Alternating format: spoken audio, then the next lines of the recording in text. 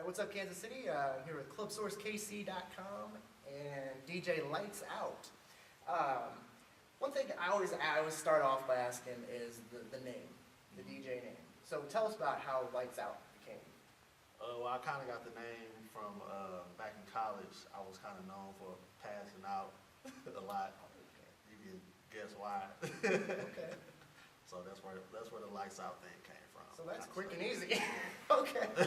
So most people have a long, way of getting it. That's easy. That's cool. Now, one thing I read about on your bio was that you started out in a radio station at college. Well, I didn't start out there. Okay. But I had my own radio show called we called it the Vibe Hours with DJ LightsOut. It was from 3 o'clock in the morning, from 6 to 6 o'clock in the morning. Okay. And really, I had like a bunch of people listening, but I had my biggest fan base. We had a prison. We had a prison like 10 miles outside of the school, and all those guys used to call in all the time requesting stuff. And they used to call and collect. Like, if there's a collect call from, hey man, play some Tupac, click. Oh wow. Okay. So yeah, that was Well, that's pretty fun. interesting.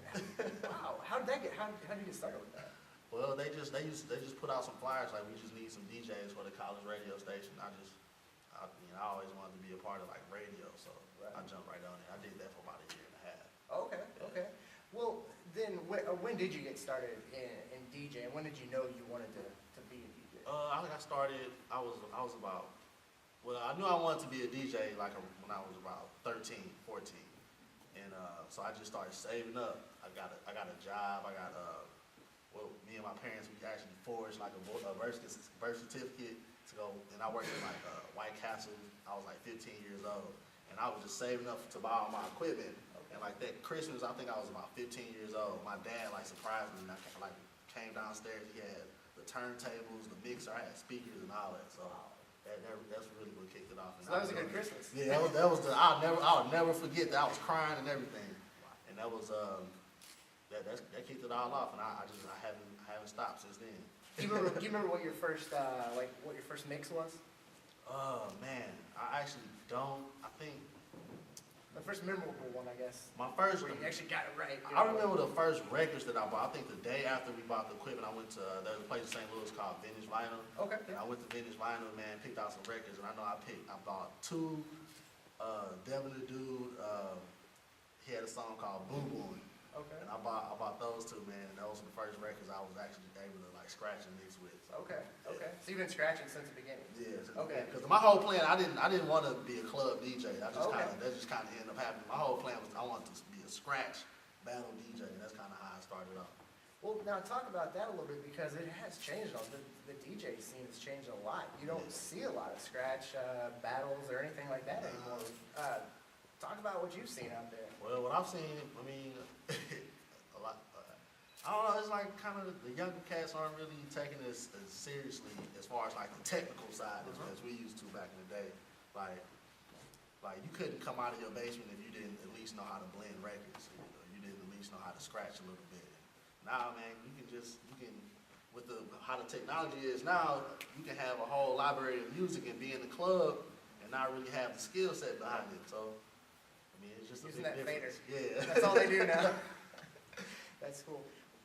Now, one thing that I find interesting is you're kind of from St. Louis, and you travel back there, I'm guessing. Yeah. Okay, so what do you see as the difference between the DJ scene in Kansas City as opposed to the DJ scene in St. Louis? Well, for one, there's a billion DJs in St. Louis. Like, there's a ridiculous amount of DJs in St. Louis, and they're all awesome.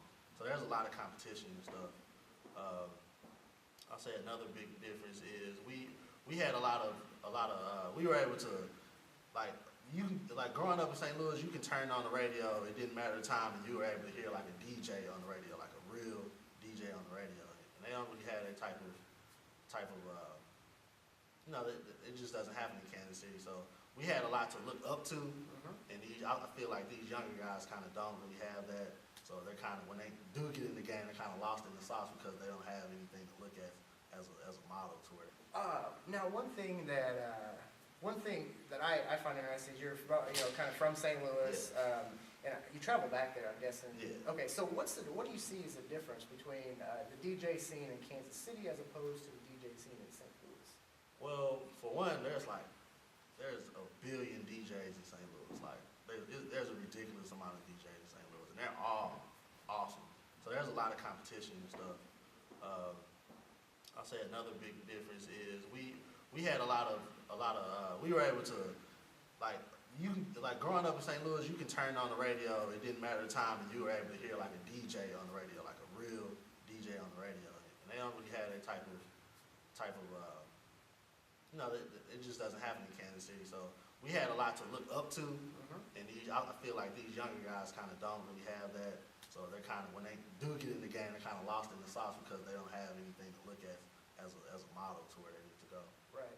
When it comes to younger DJs that are coming into the business and doing their thing, getting out there, what advice do you have for them to get started if they want to, say, be a club DJ or be a party DJ? What would be your advice for them to get started? Well, really, there's nothing new under the sun, so just study DJing, first of all. First and foremost, just study DJing. I mean, nowadays you can be in Kansas City, but still you'll be able to listen to DJs from LA, New York, Chicago. Get on the internet and look at the YouTubes and just soak in the game first before you jump into it. Right. We'll talk about how technology's changed a lot when it comes to that too. First, we'll take a break. We'll be right back with DJ LightsOut.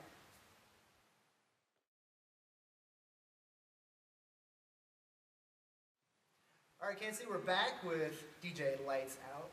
One thing I want to talk about, like we talked about right before the break, was how technology's changed a lot, and especially as far as getting your name out, getting your music out.